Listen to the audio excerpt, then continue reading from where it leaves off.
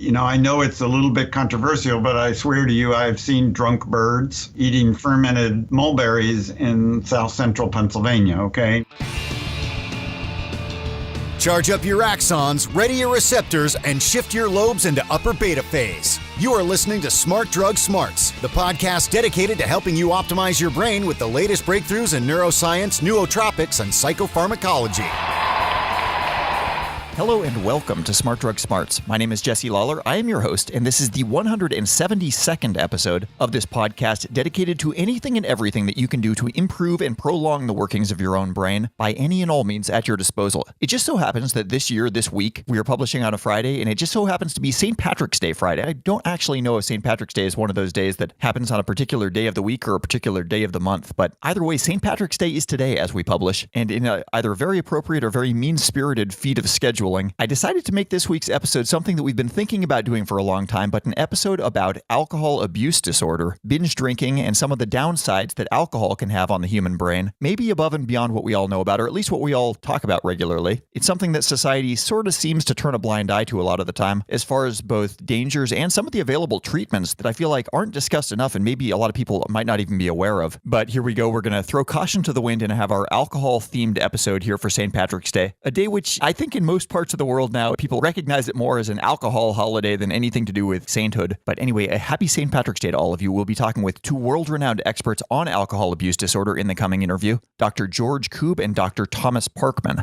If you hang around until the very end of the episode, I'm going to tell you why it is that alcohol manages to make you hungry, despite the fact that it's actually very calorie-dense as beverages go. That'll be in the Ruthless Listener Retention gimmick. But first, as usual, let's kick things off with This Week in Neuroscience. Smart Drug Smarts, This Week in Neuroscience.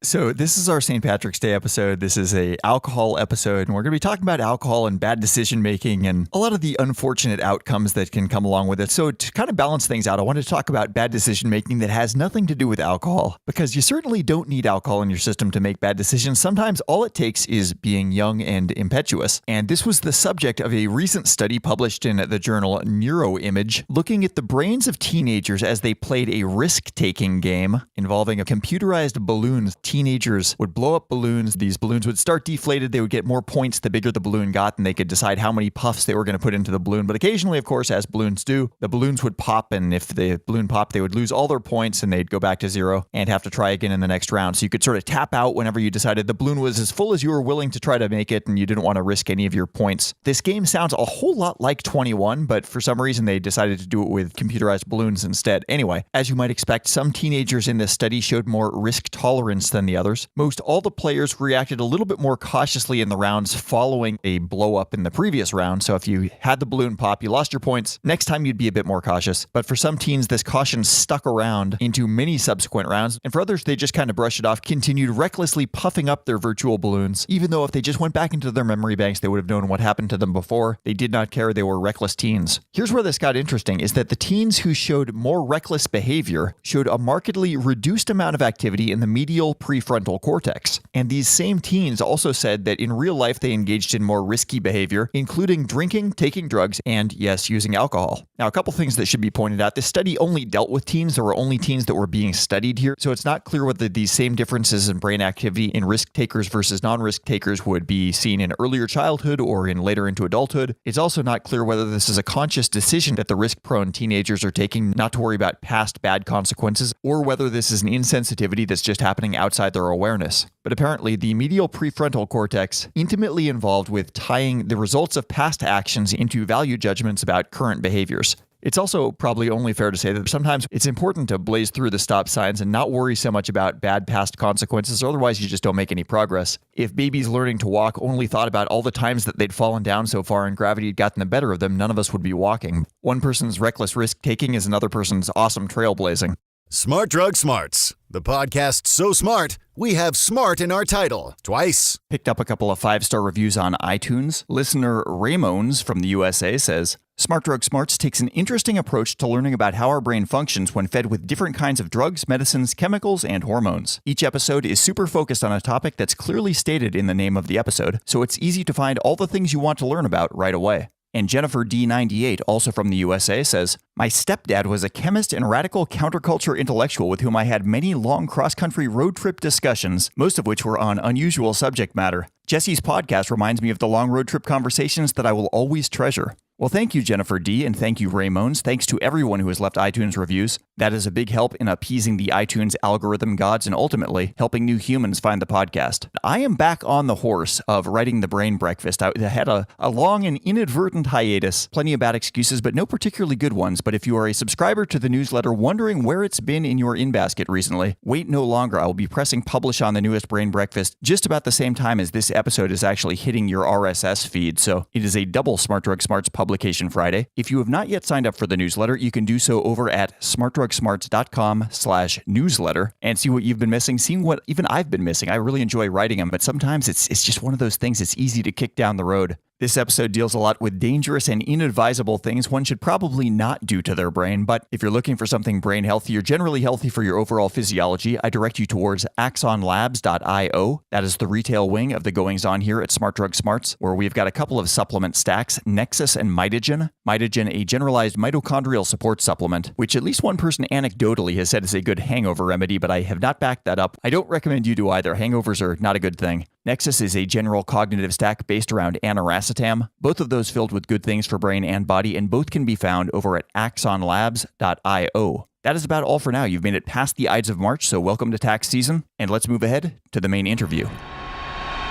Smart Drug Smarts. The couple of minutes that went by recording the intro to this show and right now, I actually felt a little bit bad thinking back on my Irish heritage and the fact that I know next to nothing about what St. Patrick's Day is supposed to be about, so I looked it up. In case you're curious, St. Patrick's Day started as a religious holiday celebrated in Ireland. The historical St. Patrick was born in England about 1600 years ago, and it's believed that he died on March 17th in the year 461. He was a Christian, became a priest, and later a bishop in the Catholic Church, and is credited with converting the pagan Irish to Christianity, and he made use of a shamrock to teach and explain God as being the Father, the Son, and the Holy Spirit, I guess because most shamrocks have 3 leaves. 4-leaf clovers, something else we think of as being quintessentially Irish, do not apparently enter into this legend. In any event, in this week's episode, I'm going to be joined by 2 experts from the US and the UK, each of whom are experts in their own right on alcohol and alcohol abuse in particular. It will be easy to distinguish these gentlemen by their accents. The American that you'll hear is Dr. George Koob, who is the director of the NIAAA, which is the National Institute on Alcohol Abuse and Alcoholism, which basically makes him, in layman's terms, the alcohol czar for the U.S. He oversees a broad portfolio of alcohol-related research ranging from basic science to epidemiology, diagnostics, prevention, and treatment, and we'll be touching on almost all those issues in the coming interview. Our second guest is Dr. Thomas Parkman from the National Addiction Centre in the UK. He's also a postdoctorate research fellow at King's College London. Also, a quick aside, just so you know, Dr. Parkman is speaking on his own behalf, and his views may not necessarily express those of his university. It's rare enough that I get a chance to say that something needs no introduction, but if there's one compound that probably needs no introduction, it is alcohol. It is something that is ubiquitous. From time immemorial, people have been using and oftentimes abusing alcohol, which isn't to say that it doesn't have its proper use, and certainly not saying that all use is abuse, but alcohol is definitely a drug that people can get themselves into big trouble with. This interview deals mostly with the big trouble, so we are not painting the rosy part of the picture, but a couple of really interesting interviews and some perspectives that you might not have heard, and also just some facts that you might not be aware of as far as the potential treatments for alcohol abuse disorder. So here we go with Drs. George Koob and Thomas Parkman. Alcohol does not bind to an actual receptor in the brain. It doesn't bind to a dopamine transporter like cocaine. It doesn't bind to the mu-opioid receptor like morphine or oxycodone. So how does it work? And we've come to realize that there are a number of neurotransmitter systems that alcohol works on at low doses, those that would be equivalent to 1 or 2 drinks. Some of them are ion channels, some of them are actually enzymes. Drill down that question further and say, well, then how does it really work? And one of the theories is that alcohol hangs out in water pockets inside the membrane and somehow in some indirect way moves the proteins around and changes how maybe an ion channel works. So that's one thing we don't know a whole lot about. But then we don't know a whole lot about also is what then changes in the brain when you excessively engage in alcohol. And so a lot of the work we do at the Institute now is directed at trying to understand the neuroadaptive processes that lead to compulsive alcohol seeking and taking. We don't know how alcohol produces produces liver cirrhosis. We don't know how it damages your frontal cortex if you really get into it excessively. We don't know what it does to the adolescent brain. We're beginning to learn some of these things, but there are a lot of questions still out there. That's really actually amazing and surprising that, in 2017, there's still neuropharmacological questions about something which humans have been using since the dawn of time, probably one of our best known and most widely used psychoactive substances. Right. I mean, the standard fare is that it activates one of the major inhibitory transmitters in the brain, GABA or gamma-aminobutyric acid. There are subtypes of GABA receptors that definitely seem to be more sensitive than others, but it also alcohol suppresses glutamatergic function. That's your excitatory transmitters. The two together can produce kind of a numbing of neuronal activity in a way. Mm-hmm. But we also know that at low doses, alcohol can produce excitation and disinhibition, and in addition to relaxation. So it probably means that there are certain pathways that are activated in certain ways at certain doses. It's a fascinating area of current investigation.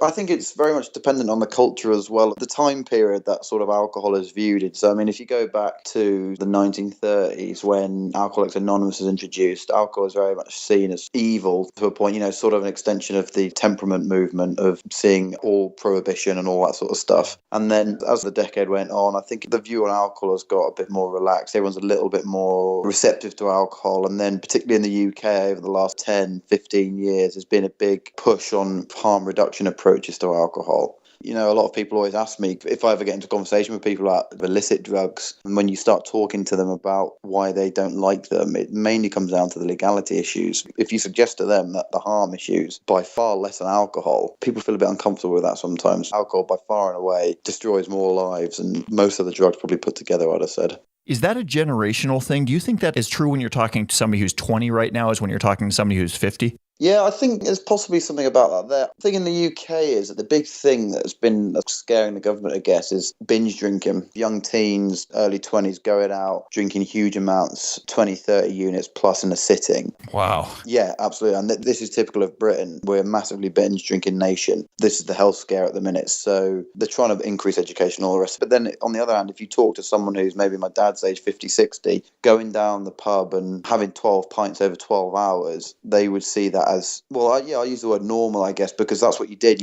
work in men's clubs, all those sorts of things. That was a norm thing to do. But if you speak to them now about going on these nights out, drinking vodka, drinking these sort of alcohol pop type things, I doubt they'd be able to identify that. Obviously, I'm generalizing here, but I doubt they'd be able to identify that a lot of the time. So, yeah, I think it's a good point that you raise in terms of who you speak to, what perception of alcohol they have. And so most people have generally got their own opinion on it, what's good for them, what's bad for them type of thing. And often they vary quite significantly. There's a lot of people out there rooting for there to be an upside to drinking alcohol, and you'll still hear frequently maybe a glass of alcohol every couple of nights is good for the circulation or good for the cardiovascular system. Does that bear out if somebody is eating a generally healthy diet? You really hit on a very important question that's still pretty much unresolved. There's pretty good data out there suggesting health benefits of the equivalent of one drink a day in facilitation of cardiovascular function, reduction in stroke, even benefits for diabetes. The problem is that most of that work that's been done in this area is, in a sense, post hoc. It's an analysis of different populations. Obviously, a Mediterranean diet, beneficial with and without alcohol. Mm-hmm. So we are actually engaged in a current study at the Institute, a long-term prospective study to ask that question in individuals who will be restricted to one drink a day. We call it the moderate drinking study. And so this study is about to be launched, and we're hopeful that a lot of information will come out of it and tell us a little bit more about this exact issue. I must add on to this that we also know that if you get involved in post more than moderate drinking, alcohol has substantial deleterious effect on the health of the body. I don't want to make it sound like it's a monotonic dose effect function. It's quite the opposite. We call it a J-shaped curve. Most of the curve is on the bottom part of the J. Right. So it's more like a candy cane than a J because it's dipping down. Exactly right. I was just recently reading a biography of Churchill, and he was fairly famous for being a heavy drinker who would always be drinking something. He wouldn't necessarily be drinking to the point where he's drunk, but he wouldn't be fully sober either. And I was just thinking Tony Blair or any modern politician couldn't get away with that. Drinking during lunch is a regular matter, of course. It just seems like some of society's expectations have really changed. No, absolutely. I think that's a really good point, actually. I think today, when people drink, they drink to get drunk. Whereas I think 50, 60 years ago, I think drinking was more a social thing. You go to a pub, have a few drinks. Getting drunk was almost seen as negative in a way, in terms of you can't hold your drink type thing. Whereas now, drinking is purely to get drunk. And you're absolutely right. I mean, politicians over here, there's absolutely no way David Cameron, for example, could go out and have a pub lunch without getting absolutely hammered for it, basically. Whether that's right or wrong, personally, it wouldn't bother me if I saw he was having business lunch. I think the paparazzi, generally speaking, today is quite invasive, but it's all about context, really. But yeah, I think you're absolutely right. Yeah, generally speaking, I think politicians would get fairly heavily criticised for it. As somebody who studies addiction, do you see commonalities in the personality types or other demographics, just something that's sort of a common trend in people who wind up dealing with an addiction? Yeah, and there's a lot of literature on predicting who might become dependent on a substance or another. And these are things like if your siblings drink, if your parents drink heavily, if there's a history of drinking or drug use, for that matter, in your family. Those sorts of things are fairly positively correlated with the impact on if someone else will drink. To a lesser extent, friends, so how much your friends drink and use drugs. So if you're in a friendship group, if you're a 17-year-old guy in a friendship group and all your friends drink, it's more likely you will drink. So there are certain things, and personality as well. So people who are perhaps more extroverted, more willing to take risks, would perhaps drink more. Again, there's literature to support that, but that's not to say that people who do score highly on extroversion or who have a friendship group who all drink or have siblings that all drink, that doesn't mean that they will start drinking and become dependent on drugs or drink. It just means that there's perhaps a slightly higher correlation that they will. If somebody is an addictive personality type, what do you think ultimately draws somebody to alcohol versus one of the other choices of things a person could become addicted to, whether that's other drugs, sex, gambling? There's a lot of options with addiction. Yeah, I think it'd be very difficult to pinpoint, first of all, an addictive personality type, because there would be people who might be very addicted to one thing and have no inclination to try any other things. So, for example, someone might be addicted to video gaming or something like that, and the idea of drinking is absolutely abhorrent to them. They would never drink. So I think it's very difficult to define an addictive personality. Generally speaking, someone would start on alcohol because they could get their hands on mum and dad's wine or cider or whatever, or they could get their older brother or sister to buy it for them. And then they might start drinking with their friends, and then they might experiment with marijuana. And then it sort of escalates from there. And that's a fairly common pathway in terms of why people start progressing onto other drugs. As to why people just stop at alcohol, I couldn't really take a good punt at that as to why. But it happens a lot. I mean, very few people actually go on to try stronger drugs, especially people who then get addicted to these drugs. They're few and far between.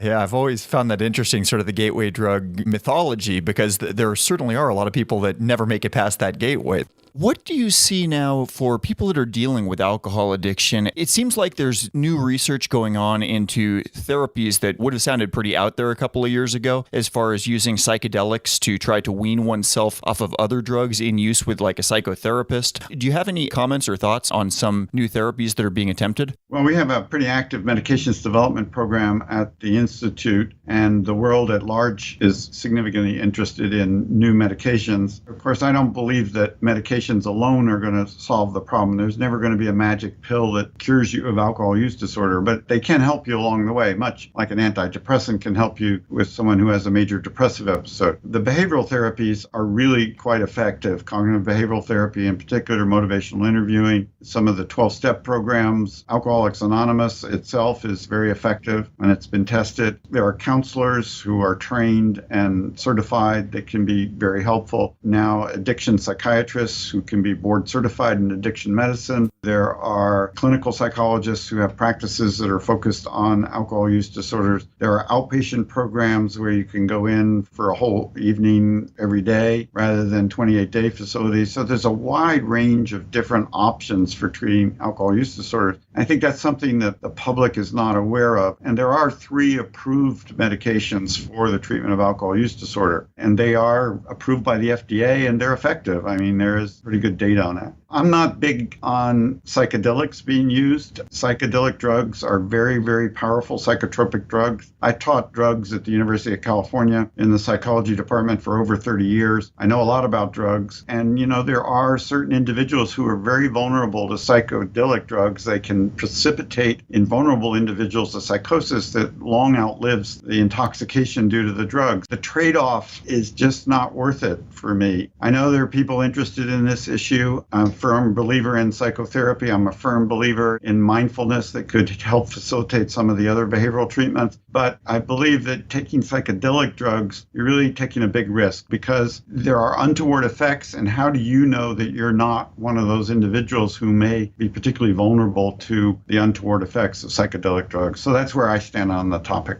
What percentage of people have a problem with alcohol addiction at some point during their life, would you say? Well, if you look at lifetime, it's over 30%. Currently, we estimate about 16 million individuals with a moderate to severe alcohol use disorder in this country. And that works out to be somewhere between 6 and 9% of the population at a given time. So it is very prevalent, but the lifetime prevalence is quite high, actually. And, it's hard to find a family where you don't have some relative who's been afflicted. Many of them recover, blessedly so. Now, obviously, I work with people who are interested in the topic, but I don't know almost anyone who works at the Alcohol Institute who doesn't have a relative somewhere in their family history that had an alcohol problem. Sure. I think that's very safe to say. I mean, thinking in my own family, there are definitely people like, which ones are safe to offer a beer to at Thanksgiving and which ones aren't. Exactly. Of the 3 prescription medications that there are for alcohol abuse disorder, one of them I know essentially makes you violently ill if you have both the medication and alcohol in your system at the same time.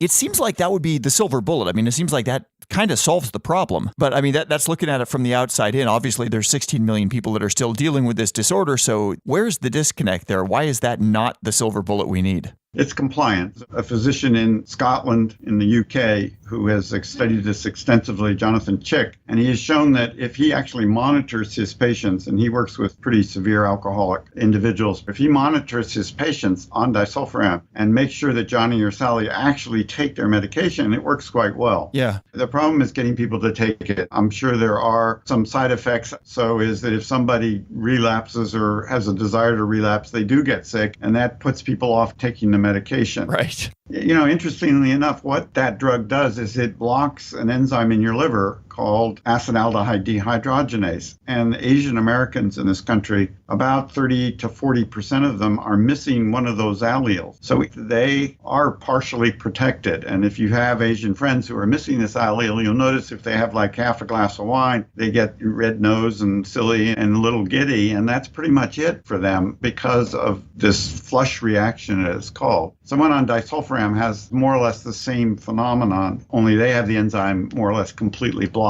If people knew about it and wanted to take it and were dedicated to abstaining, it does work. But just telling people about it and not prescribing it and then not following up with the prescription to make sure they're taking it, it becomes very difficult. Are the amounts needed or the half-life in the body such that you couldn't put it into a patch where it's constantly leaking at a necessary dose into the body? I think there have been attempts at that. I'm not sure anybody's picked it up in any marketing form. And so you're right, it has to be taken orally. There is a long-acting version of one of the other medications, which is known as, generic name is naltrexone. This is a drug that blunts the pleasurable effects of alcohol in a simplistic way. On naltrexone, we'll drink 1 or 2 drinks and then say, it doesn't seem to be doing much for them. You can get that in a long-acting version. It's marketed as Vivitrol, and it's very effective if people want to take it. But again, that's an injection of these small, tiny little polymers that contain naltrexone, and not everybody wants to go through that and go through what's involved in doing it. But that is a long-acting preparation.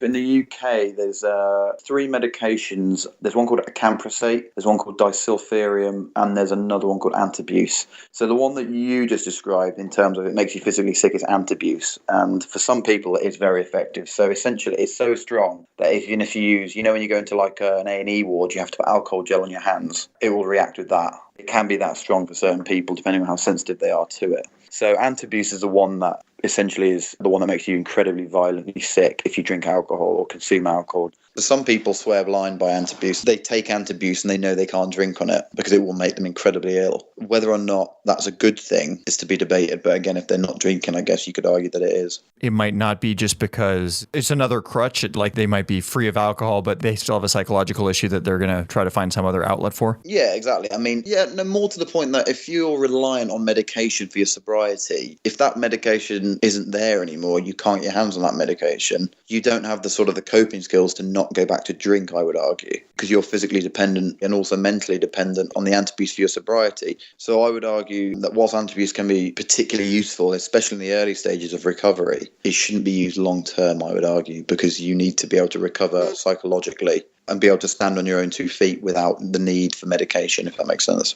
I thought the one paper that you sent about recovering addicts essentially getting addicted to their support groups was really interesting. It was like a meta addiction. Yeah, absolutely. I mean, that's an important point. I think, again, it's similar to the antabuse sort of. It's swapping your addiction really for something else. I think there's a really important place for things like self-help groups or for any type of recovery paradigm, whether it's residential rehab or detoxing or anything like that. They can be incredibly important for people. There are a couple of people that I've spoken to that go to self-help groups several times a day, every day. Practically, you can't keep that up without having to then get a job or anything like that. But psychologically, I think you really have just swapped your substance dependency for something else, really. And while someone might argue that going to self-help groups may not be harmful, it's not about that. It's about being able to psychologically stand on your own 2 feet without the need or the crutch for something else to support yourself, if that makes sense. It's interesting talking about some of these things that would disincline somebody to enjoy alcohol is probably sort of a good segue into what's going on with the reward circuitry, or in this case, I guess the punishment circuitry in the brain. And it explains part of why it's hard to get people to stick with these things. Their exposure to it is quickly followed up by retching and feeling terrible and things like that. Can you talk about some of your work looking at the brain's reward circuitry and how that gets tied up in addiction? Well, yeah, exactly. And you've pretty much hit the nail on the head. The reward circuitry gets engaged initially.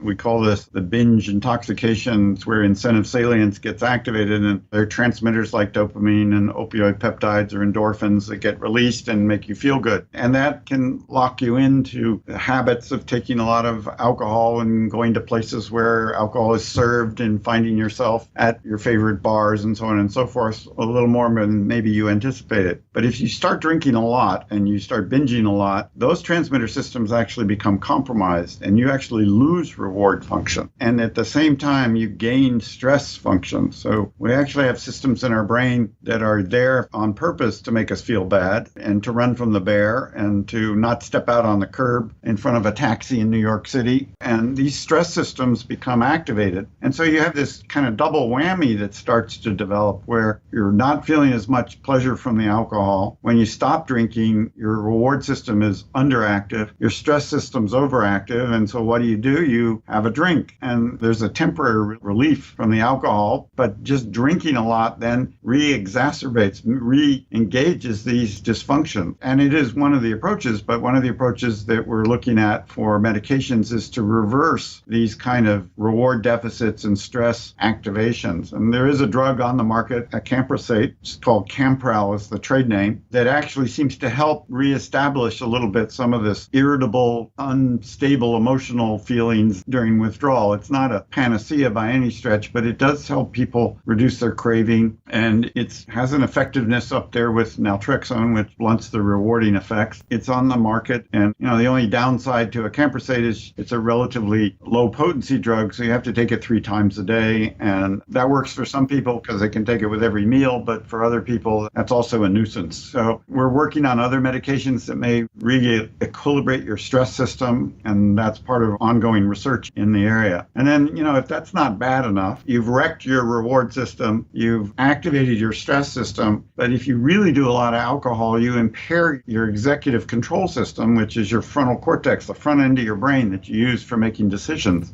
And so now you're making bad decisions on top of everything else. And the combination it's like a triple whammy. You got the pleasurable effects of the drug, they're diminishing, the stress system's activated, and you're losing self-regulation, self-control, your ability to make proper decisions, long-term decisions about the future. You're more likely to go for short-term rewards and not long-term rewards. In short, you're a mess. And at some point in there, motor control too. At a certain point, you're getting sloppy. Yeah, no, and there's all kinds of physiological additional things. Your liver enzymes can get elevated, and compromised liver doesn't make any of what I just described better. So there can be muscle loss. In really severe cases, you end up with people with tremor and nerve damage and literally impairment in memory function. So what I call terminal alcoholism, or where someone is really, really at the point where they cannot stop no matter how hard they try, it really is devastating to almost every organ in the body.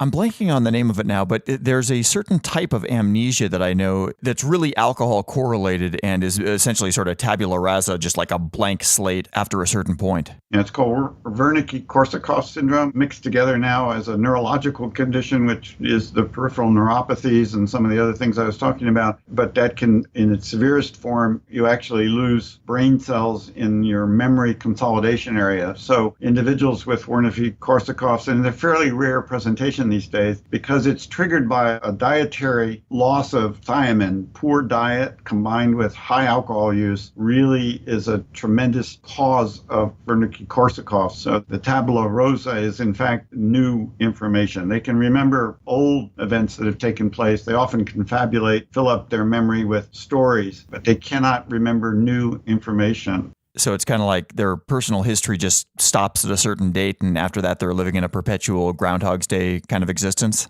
Exactly. A famous researcher, Larry Squire at the University of California, San Diego, did some of the very early work on this. And thiamine treatment is now a regular phenomenon in an emergency room in someone who presents with some of the Wernicke syndrome. And that is reversible, but the memory deficits are not reversible. Some of the experiments that you're beginning now sound like they're long-term longitudinal studies that we might not have answers on for quite some time. What do you expect that we might know in the nearer term that we don't know already? What's coming down the pike in the next 5 to 10 years? There's a lot. So I think one of the things we're engaged in with the National Institute on Drug Abuse is a longitudinal study to understand how the adolescent brain develops just without drugs. And so in that study, we'll learn a lot about what drugs do to the adolescent brain. But I think there's going to be an unbelievable wealth of information come from this study that we call the ABCD study, the Adolescent Brain Cognitive Development Study. We have a parallel study going on cross-sectionally in humans focused on alcohol and what it does to the developing brain. So these are going to be very, very exciting. Some of this data is going to be coming very soon. Like I said, we have an active medications development program. We have a clinical trial on a drug called gabapentin, which is known as Neurontin, which has been shown in single trials to be double-blind placebo-controlled trials to be effective in treating alcohol use disorder. We have a multi-center trial ongoing that should be coming out sometime later this year. We're working on a brain navigator, which is going to be a web-based tool, we hope, to help people find and understand what treatments are available for alcohol use disorder. We're really excited about that. 90% of Americans get no medication for alcohol use disorder, and probably close to 80% get no treatment whatsoever. Still a lot of stigma attached to alcohol use disorder. It's kind of like,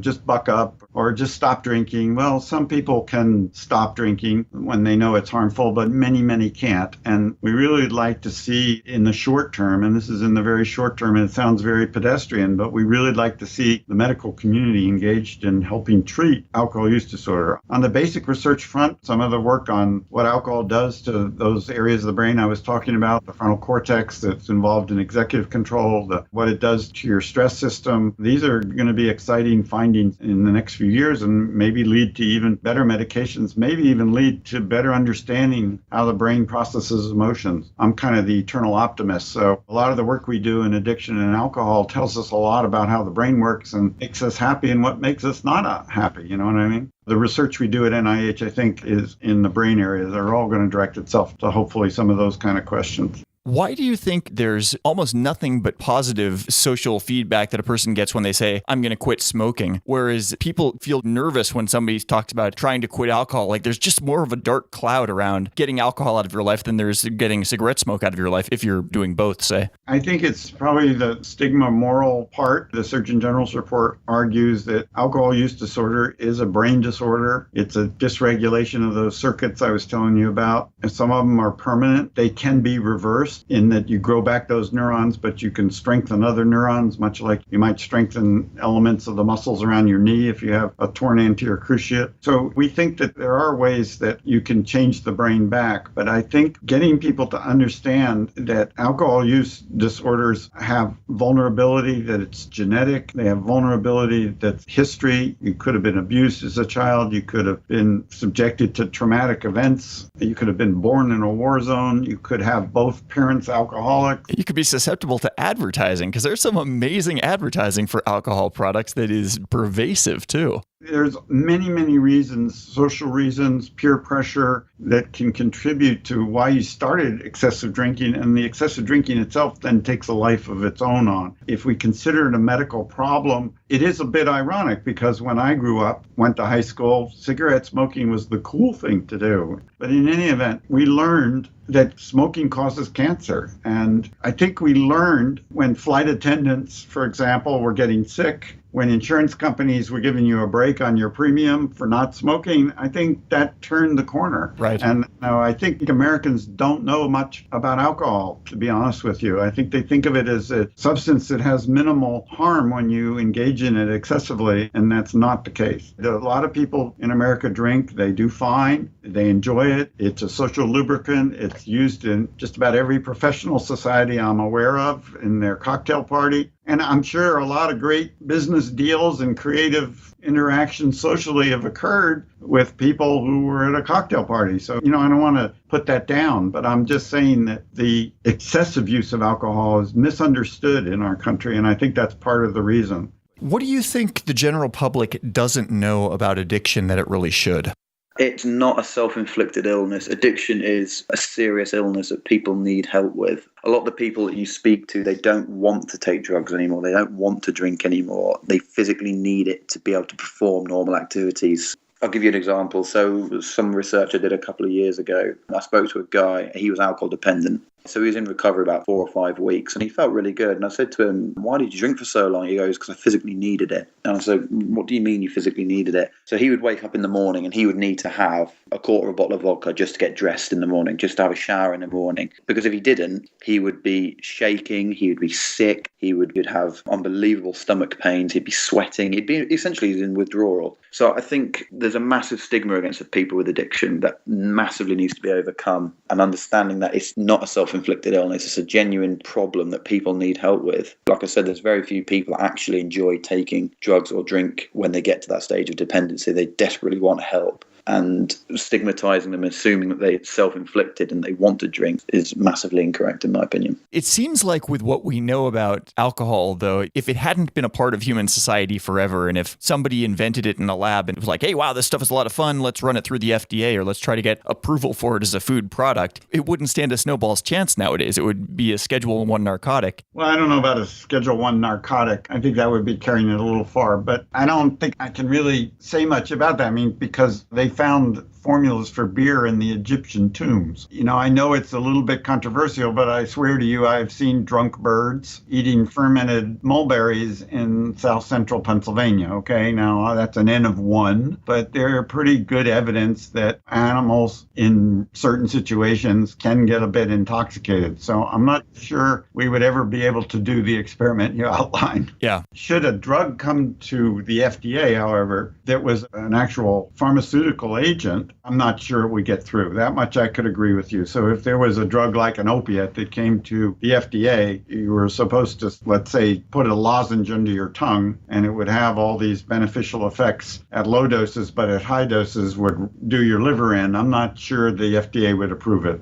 So aside from your official capacity, what do you tell friends, family, loved ones about their own personal choices when it comes to alcohol use? What are your recommendations? Well, more or less what I've said so far. I think drinking with moderation is fine. The FDA has guidelines up to 2 drinks a day for males, 1 drink a day for females, 7 drinks a week for females, 14 drinks a week for males. There's really no untoward effects, with the possible exception of a very slight 5 to 7% increase in the probability of breast cancer in females with those low doses. But other than that, most of the deleterious effects of alcohol are minimal. So with my family, I don't have any trouble with people enjoying a glass of wine at dinner or a beer, or if they want to have a cocktail before a big party or something like that. I do have a problem with is a phenomenon that we've been picking up on lately of young people drinking to blackout. And the legal limit for alcohol for driving is 0.08 gram percent. When you drink enough alcohol to black out, that means you don't remember what took place when you were intoxicated. Yeah. You doubled that amount. And that's literally about half of what will kill you.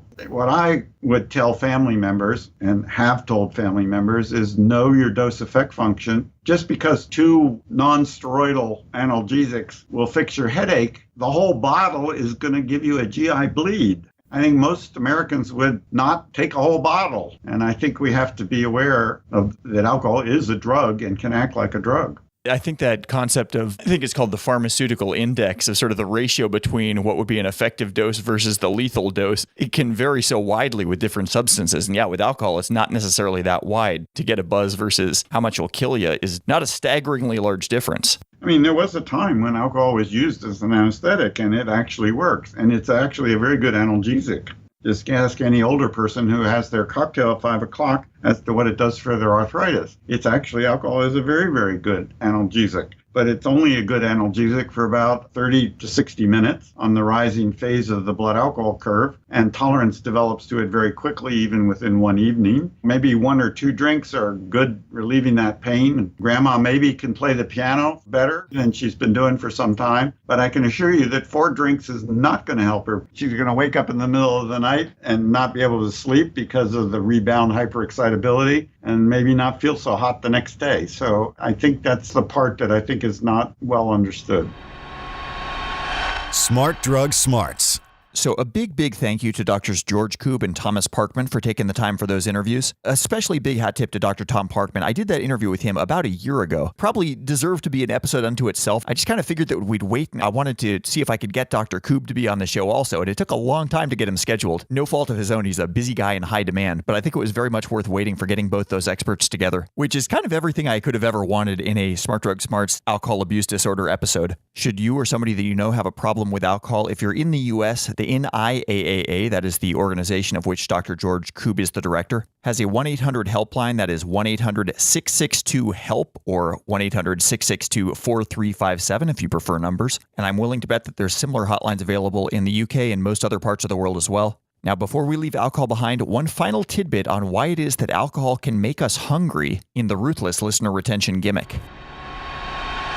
Smart Drug Smarts, ruthless listener retention gimmick. So in many different cultures, there's the idea of something like an aperitif, a pre-dinner or pre-meal alcohol drink. Basically, its primary role is just to whet the appetite, literally to kind of stoke the appetite to make you more hungry for the food that's about to come. Alcohol, it has long been recognized, can make people prone to eating more. And this is not always a good thing. It's not always a bad thing either, but it's just interesting in that it's sort of a positive feedback loop where alcohol, which itself has calories, instead of making you less hungry, in fact, gives the body the opposite response of increasing hunger, of stimulating more hunger rather than saying, hey, we've already got some of the stuff that we need. This has been a puzzle to scientists, but in a study recently published in Nature Communications, researchers at the Francis Crick Institute of University College London seem to have kind of figured out what's going on, at least insofar as alcohol drinking mice. Now, this was an animal study, so take the customary grains of salt before applying this up to humans. This may or may not be a fair interspecies comparison, but it stands to reason that this might be the kind of thing that would be evolutionarily conserved across species. Consumption of alcohol in mice, in this case, it was pure ethanol. It wasn't flavored alcohol. It wasn't beer. It wasn't a fruity boat drink or anything like that. Showed spikes in electrical activity in something called the agouti-related peptide cells. That's AGRP cells for short. And these cells, it just so happens, are specialized to help the brain regulate appetite. appetite. So relatively cause and effect if you're a mouse. Alcohol leads to increased activity in these hunger-regulating cells. The mice get hungrier, and they ate between 10 and 25% more when they were given alcohol than when they weren't. When the mice went back onto an alcohol-free diet, their overall energy intake dropped back to what it had been previously. The scientists weren't 100% sure based on this that it was the AGRP cells that were the culprits, so they did what good scientists do, and they blocked the AGRP cells chemically, then continued to give alcohol to the AGRP-blocked cell mice, and lo and behold, in those mice, the alcohol did not prompt them to eat more food. So this seemed like a pretty clear and reliable finding. This has been somewhat maybe overstated in parts of the press. The BBC put out a story on this saying that the alcohol switches the brain into starvation mode, which is possibly overstating the case and underplaying the fact that this was an animal study. But the scientists involved do agree that this does provide a compelling theory on how alcohol might contribute to overeating in humans, particularly those who drink a lot. And as the authors say, it provides an explanation for how a commonly consumed nutrient may cause a positive feedback loop on energy intake, which is a fancy way of saying creates an unsustainable situation. Positive feedback loops in biology always lead to something dramatic happening. Classic example being childbirth, actually. It's the positive feedback loop involving the baby's forehead pressing against the woman's cervix, stimulating the brain to release oxytocin, stimulating, I think, contractions, which in turn make the baby's head push further, which in turn makes more oxytocin. Positive feedback loop until you wind up with a baby. The positive feedback loop in alcohol and overeating is probably not something as cheerily dramatic, but 10 to 25% more food consumed by the alcohol-imbibing mice is certainly a statistic worth being aware of, even if you are not a mouse. Smart Drug Smarts, where we turn information into sound, into bits, into packet data that turns back into bits and sound, and then into neurotransmitters that release funds that release mail-order synthetic chemicals that cross the blood-brain barrier to release augmented performance from your brain. Okay, so that's all for episode number 172. Thank you for hanging around until the very end. If you enjoyed this episode and want to see the links to anything that we talked about here, all of that will be up online at smartdrugsmarts.com/172. Last week, if you missed it, in episode number 171, I spoke with authors Stephen Kotler and Jamie Wheel about their new book, Stealing Fire: How Silicon Valley, the Navy SEALs, and Maverick Scientists Are Revolutionizing the Way We Live and Work. And next week in 173, we've got a couple of things vying for that title. I don't want to pre-promise it yet because one of the episodes we're tinkering with is going to be awesome, but it's also got some major editorial hurdles to handle, and I'm not sure if we'll get it done quite in time. But either way, tune back in next Friday for something really awesome to be determined. I will see you back here then, same time, same podcast, and with that same unflagging commitment to helping you fine-tune the performance of your own brain. Have a great week until then, and stay smart. You've been listening to the Smart Drug Smarts podcast. Visit us online at www.smartdrugsmarts.com and subscribe to our mailing list to keep your neurons buzzing with the latest in brain optimization. Smart Drug Smarts should be listened to for entertainment purposes only, although some guests on the show are medical doctors, most are not, and the host is just some random guy. Nothing you hear on this podcast or read at smartdrugsmarts.com should be considered medical advice. Consult your doctor and use some damn common sense before doing anything you think might have a lasting impact on your brain.